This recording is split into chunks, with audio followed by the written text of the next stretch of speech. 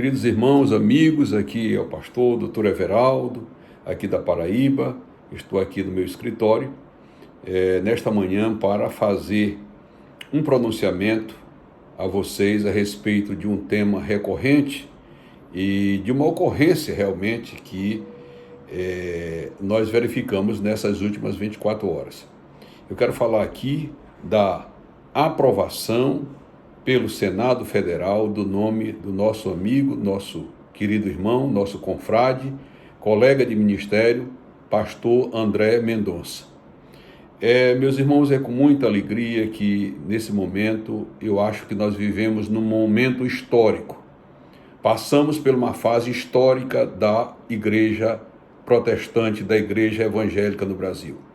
Eu aceitei Jesus em 1968 e vi muita coisa lá no interior do Maranhão, de onde eu procedo, né? Vi pastores serem vilipendiados, vi pastores apanharem na rua, vi pastores terem seus templos cobertos de palha, tapados de palha de babaçu, lá no Maranhão, incendiados. Vi pastores capinando na rua, né? Praticando, sendo obrigado a praticar serviço forçado, condenado por um delegado de polícia. Vi a perseguição muito grande, principalmente das lideranças católicas daquela época, os padres, os freis, contra os protestantes, contra os pastores. Hoje, pela graça de Deus, eu estou muito feliz por Deus ter me concedido a oportunidade de ver este dia, um dia de glória, um dia de regozijamento da nossa igreja evangélica. Nós somos mais de 40 milhões de evangélicos no Brasil. Nós decidimos uma eleição presidencial, ou qualquer eleição. Nós hoje, pela graça de Deus, temos membros na magistratura, nas Forças Armadas, no Senado, na Câmara dos Deputados, certo? E muito breve, quem sabe, na Presidência da República. Hoje nós não temos um presidente evangélico, mas temos um presidente cristão muito chegado à palavra de Deus. E, pela graça de Deus, Deus me concedeu, nos meus 64 anos de idade, o privilégio de viver para ver um evangélico sentar na mesa da Suprema Corte Brasileira.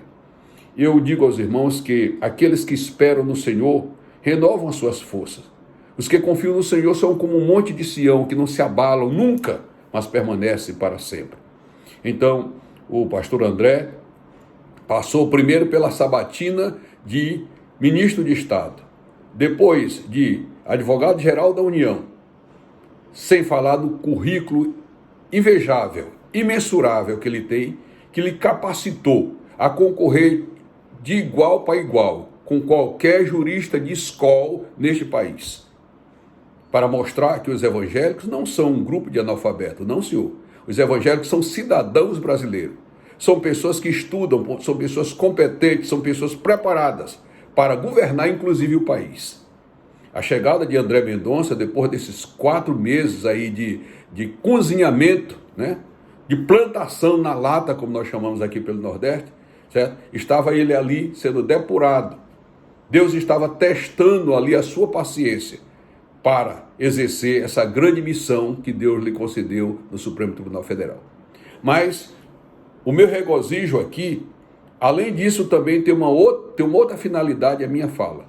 É que estão interpretando erradamente uma palavra do André Mendonça quando ele foi colocado na parede por um senador para dizer, para arrancar dele uma proferição, uma confissão, se ele era a favor do casamento gay no Brasil. E André, evidentemente, ele respondeu como um magistrado. Ninguém pode dizer o contrário. Prestem atenção nas palavras que ele disse. Primeiro, ele disse que tinha suas convicções cristãs, de ministro de Deus, de evangélico. Ele não negou a fé dele ali para ninguém. Depois ele disse que ia para o Supremo aplicar a Constituição.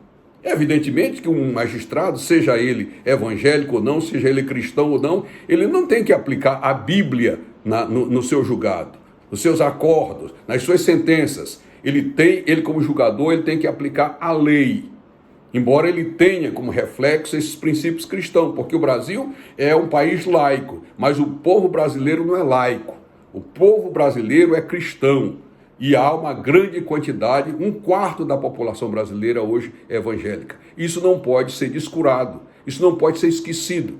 Né? E o André disse ali, com todas as palavras, vou ler aqui as palavras que ele disse. Eu defenderei o direito constitucional do casamento civil das pessoas do mesmo sexo.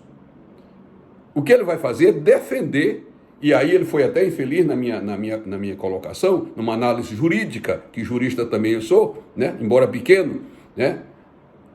Não era para ele dizer na minha avaliação, eu defenderei, porque o juiz não pode defender nada, mas eu aplicarei, seria o termo mais correto, eu aplicarei o direito constitucional do casamento civil das pessoas do mesmo sexo, certo?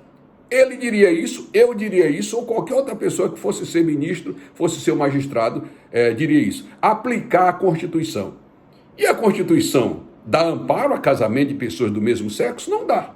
Se você olhar a partir do artigo 226 da Constituição Federal, tanto casamento como união estável, certo? E você também estender isso a uma análise literal do dispositivo do Código Civil Brasileiro, o casamento e a união estável, segundo essas normas positivas do direito brasileiro, são aplicáveis a pessoas de sexo diferente, a homem e mulher. O texto constitucional é bem claro, homem e mulher. Ele não fala lá de gente, ele não fala lá de pessoa, o Constituinte fala de homem e mulher. Casamento entre homem e mulher, união estável entre homem e mulher. Mas o Supremo Tribunal, que tem a função constitucional de aplicar a Constituição, de dar a palavra final na hermenêutica do texto legal, do texto positivo, jurídico, do nosso ordenamento jurídico, ele deu uma interpretação conforme, uma interpretação teleológica, e disse que era possível, era admissível esses casamentos. Mas a Constituição não diz isso, nunca disse e nem dirá. Né? Porque a nossa Constituição não pode, de maneira nenhuma, sair dos princípios basilares, familiares que regem as nações cristãs ocidentais. Embora não sejamos um Estado laico, mas somos cristãos. Todas as grandes constituições dos países civilizados, né, do Ocidente, elas têm nos seus assentos, na sua base fundamental, na sua gênese, princípios cristãos, princípios do cristianismo. Então, erra quem, de má fé, com o objetivo de jogar o ministro do Supremo, agora, André Mendonça, contra a comunidade evangélica, dizendo que ele foi favorável a casamento de pessoas do mesmo sexo. Ele não disse isso. Ele não disse. Ele disse, eu defenderei o direito constitucional do casamento civil das pessoas do mesmo sexo. Direito constitucional. Se a Constituição mandar, ele defende. Se a Constituição não mandar, ele não defende. Porque o juiz, há um detalhe. O juiz ele pode ter até uma convicção diferente, mas quando ele vai aplicar a norma, quando ele vai proferir o seu julgamento, ele tem que aplicar a norma legal atinente àquele caso. Entendeu? O juiz não pode, de maneira nenhuma, aplicar o seu posicionamento pessoal. O juiz é um escravo da lei. No ordenamento jurídico que nós adotamos, que é o ordenamento positivo da norma, certo? O juiz aplica a lei. O juiz aplica a norma, seja ele um juiz protestante, seja ele um juiz espírita, seja ele um juiz ateu, ele tem que aplicar a norma legal. Então, o André foi para o Supremo Tribunal não como um pastor, embora lá ele não pode se descurar das suas convicções internas, mas ele foi como um juiz. E lá ele há de aplicar a norma constitucional. Esse é o dever dele, aplicar a norma constitucional. Evidentemente que essa saída de André foi uma saída muito inteligente, né? Isso me lembra, vocês lembram aquele confronto que Jesus teve com aquelas pessoas lá em Mateus 22, né? Onde eles queriam jogar Jesus, pegar Jesus e escorregar Jesus numa casca de banana, né? Jogar Jesus contra o governo instituído daquela época, que era o governo romano. O Império Romano dominava aquela região, aquele pessoal era escravo do governo romano. Então eles disseram, é lícito, perguntaram a Jesus, é lícito pagar imposto a César? Né? Jesus não mandou eles pagarem imposto a César. Jesus não mandou eles pagarem, nem também mandou eles não pagarem. Jesus disse apenas: o que é que vocês estão vendo aí nessa moedinha? Qual é o rosto que tem aí? É César, né? Então dê a César o que é de César, só o que é de César, e a Deus o que é de Deus. Então o que o André disse ontem foi isso, né? Eu vou interpretar a Constituição sob o direito que eles tiverem. Se eles não tiverem direito na Constituição, eu não aplico. Mas se eles tiverem direito, eu aplico. Por quê? Porque ele é um juiz. Ali, em momento nenhum, do jeito que Jesus também não se pode dizer que Jesus mandou pagar imposto a Roma, não se pode dizer também que o André disse que era favorável a casamento das pessoas do mesmo sexo. Se você olhar na fala anterior do ministro, você vai ver que ele disse na sabatina e no plenário convencional: eu tenho as minhas convicções como evangélico, como pastor, como homem de Deus. Ele não negou absolutamente.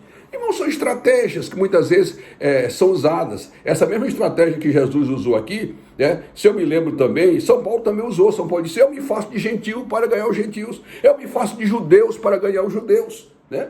E você vai encontrar também Samuel usando essa mesma estratégia, a mandado de Deus. Lá em 1 Samuel, capítulo 16, você vai encontrar que Deus mandando Samuel ungir a Davi, rei de Israel. Só que Samuel disse para Deus: olha, eu não posso fazer isso porque Saul me mata. Saul era um rei muito violento, violentíssimo, né?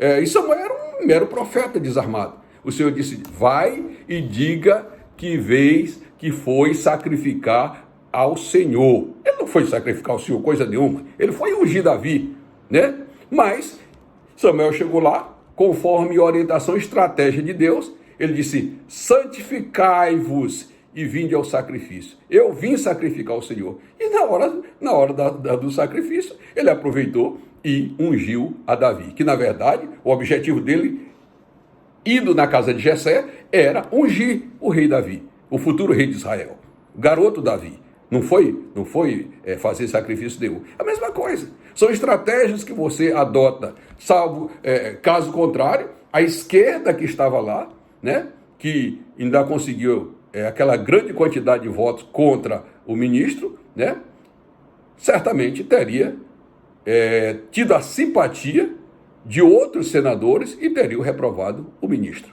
Então o que o André fez ali foi uma estratégia inteligente, que deve fazer todos aqueles que têm um objetivo maior, né? Não um objetivo pequeno. O André não foi para o Supremo atrás de um emprego, porque ele tem a qualificação para trabalhar em qualquer grande escritório, ser um grande magistrado, ser um grande assessor jurídico de qualquer grande empresa. Ele foi porque ele tem uma missão, defender os princípios cristãos que estão inseridos, que estão enxertados na nossa Constituição Federal, que infelizmente o Supremo Tribunal Federal ultimamente tem negado essa aplicação. Então, meus amados irmãos, essas minhas colocações, meus amigos, aqui é exatamente para dizer isso. São estratégias. Eu, uma vez, há mais de 20 anos atrás, eu defendi e absolvi um juiz aqui na Paraíba com a Bíblia Sagrada. Ele era um réu confesso, esgotou-se todas as possibilidades de matéria, de prova, de direito, de argumento jurídico. Eu arguí a Bíblia Sagrada. Quando eu tiver um tempo, para o vídeo aqui não ficar muito grande, eu vou contar para vocês essa história. Absolvi do plenário do Tribunal de Justiça da Paraíba, um juiz de direito daqui da Paraíba, com base na Bíblia Sagrada, com teses extraídas da Bíblia Sagrada. Então, meus irmãos, nós estamos todos de parabéns. Os cristãos, a nação, a palavra de Deus, certo? Está se cumprindo. E graças a Deus, Deus levantou um homem para fazer isso. O Jair Bolsonaro tem seus defeitos, mas ele tem sido um instrumento que Deus tem feito, que Deus tem usado, que Deus tem colocado para dizer a esse país que Deus está com o Brasil, porque bem-aventurado é a nação cujo Deus é o Senhor e cujos governantes têm o temor de Deus. Portanto, André, vai ao Supremo, vá lá e diga quanto vale um evangélico. Vá lá e diga a importância que tem um homem de Deus e que é possível um grande pastor ser um grande juiz nesta nação. Um grande abraço a todos e Deus nos dê um dia de paz e parabéns a toda a nação evangélica por essa conquista dada pelo nosso Senhor e Salvador Jesus Cristo. Se inscreve no meu canal, tá? Se inscreva aí e muito breve a gente se vê aqui novamente. Um grande abraço.